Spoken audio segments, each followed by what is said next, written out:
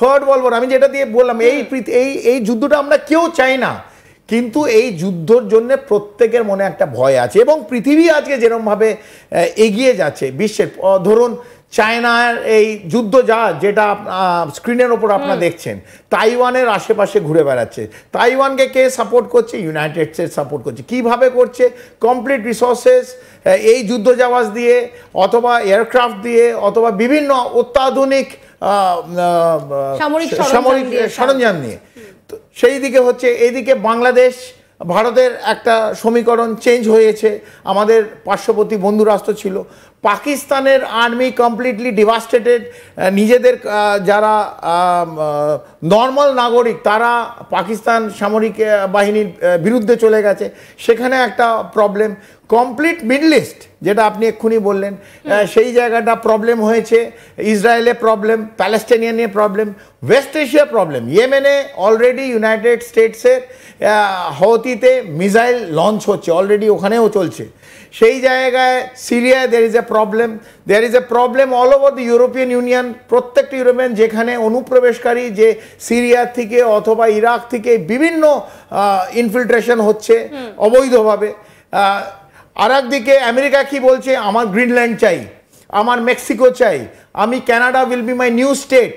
মানে এগুলো নতুন নতুন জিনিস আমরা শুনতে পাচ্ছি এবং দেখতে পাচ্ছি। যখন এই ওয়ার্ল্ড ওয়ার শুরু হয়েছিল, তারপরে একটা জিনিস দেখা গিয়েছিল যে খাবার মজুত করে রাখা, এই ধরনের জিনিসপত্র আমেরিকার কাছে একটা ভীষণ নর্মাল ব্যাপার হয়ে গিয়েছিল। সেখানে মানে অ্যাডেও দেখা গিয়েছে যে বাচ্চারা বাংকারের মধ্যে খুব সুরক্ষিতভাবে রয়েছে, তারা টিভি দেখছে।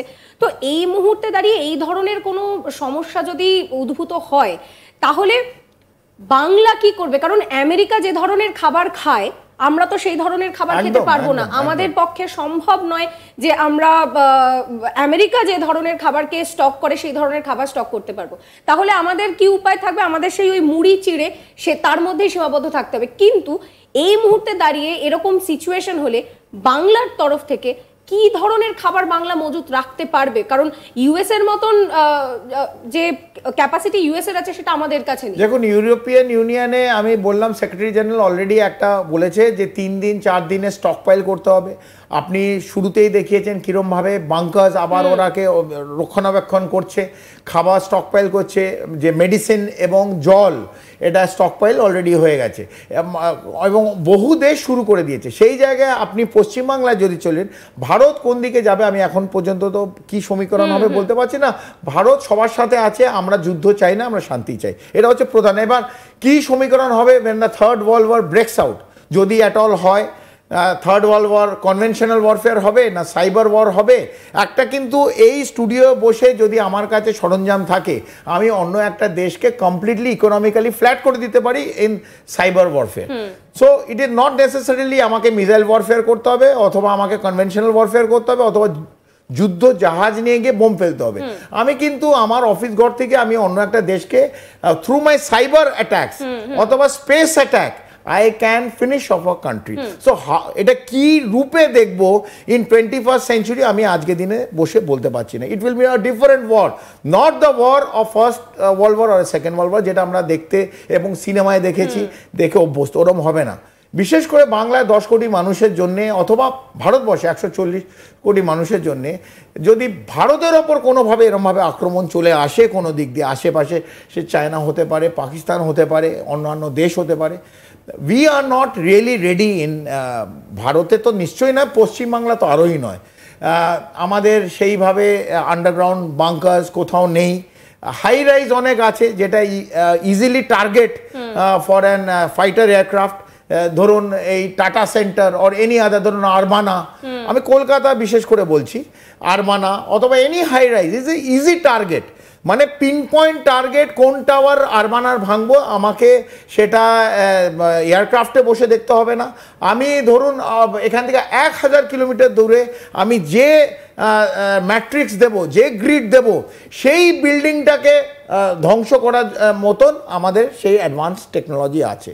এক তো আমাদের প্রথম কথা তো বাংকার, আন্ডারগ্রাউন্ড বাংকার নেই, যেটা নর্থ কোরিয়া আছে, জাপানে আছে, চায়নায় আছে, সুইডেনে আছে, ইউরোপিয়ান ইউনিয়ন তো নিশ্চিতভাবে, বিকজ ওয়ার্ল্ড ওয়ার 2-তে ওরা সবচেয়ে বেশি এফেক্টেড হয়েছিল। চায়না, জাপান ওরা তৈরি করেছে, কিন্তু আজকের দিনে ভারতে আমরা ওয়াকিবহাল নয়, আমরা এখনো শান্তিপ্রিয় মানুষ, তাই আমরা এইটার ওপর এখনো আমাদের সরকার অথবা রাজ্য সরকার, ফেডারেল স্ট্রাকচারে এরকম কোনো চিন্তাধারা নেই। এক, খাবার দাবার নিশ্চিতভাবে খুব অসুবিধা হবে যদি এরমভাবে হয়।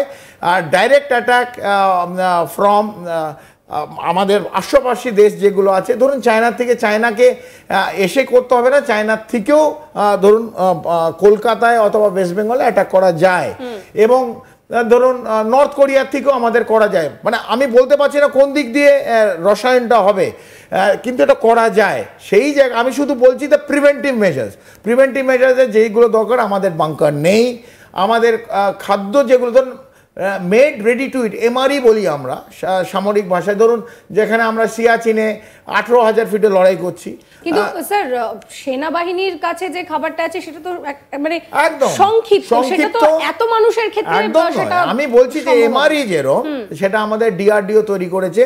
যখনই আমরা প্যাকেট ছিলাম, ওখানে তো আর কোনো উনুন নেই, অথবা কোনো গ্যাস স্টোভ নেই, অথবা আমার বানানোর কোনো সরঞ্জাম নেই, তো আমাকে এমনভাবে দিতে হবে অ্যাটমসফিয়ারের সঙ্গে যখন খাবারটা আসবে ওটা গরম হবে, তখনই ধোঁয়া বেরোবে, মানে যতটুকুনি প্রোটিন বেসড ফুড, যাতে আমি সেই শক্তিটা এবং এনার্জিটা পাই। এটা আপনি যেটা বললেন 10 কোটি মানুষের জন্য অথবা ভারতবাসীর জন্যে, সেটাকে কিন্তু সরকারকে সময় এসে গেছে এই সম্বন্ধে ভাবতে হবে। এইটা আজকের দিনে মানে কোভিডের জন্য যেমন আমরা রেডি ছিলাম নয় ভারতবর্ষে, এবং বহু প্রাণ আমাদের নিজেদের রিলেশনে চলে গেছে এবং আমাদের বন্ধু বান্ধবদের গেছে, সেইভাবে আমরা যদি নিজেদের এখন থেকে তৈরি না করি, ভারতবর্ষ এখন থেকে তৈরি না করে, পশ্চিমবাংলার সরকার যদি এখন থেকে চিন্তাধারা না করে, যদিও এটা কেন্দ্রীয় সাবজেক্ট, বাট আমাদের রাজ্য সরকারকে এটাকে তুলতে হবে কোথাও না কোথাও, প্রত্যেক রাজ্য সরকারকে তুলতে হবে, এবং কেন্দ্র সরকারকে এই সম্বন্ধে চিন্তন করতে হবে, একটা কমিটি করতে হবে, একটা কাউন্সিল করতে হবে, যে এরম হলে আমার সিটিজেন, আমার নাগরিক কীরমভাবে বাঁচবে। তো এই চিন্তাধারাগুলো আমার মনে হয় কোথাও কোথাও এখনো পর্যন্ত মিসিং আছে।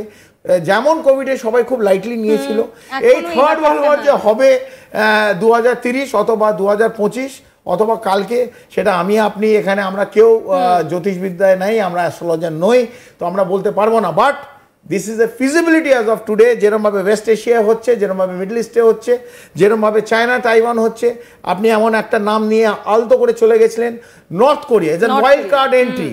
ওই দেশটা যে কি করতে পারে আমরা কেউ এখন পর্যন্ত জানি না। Is an wild card entry in the entire Jio strategic and Jio politics of the world, কোন দিকে যাবে, কি করবে।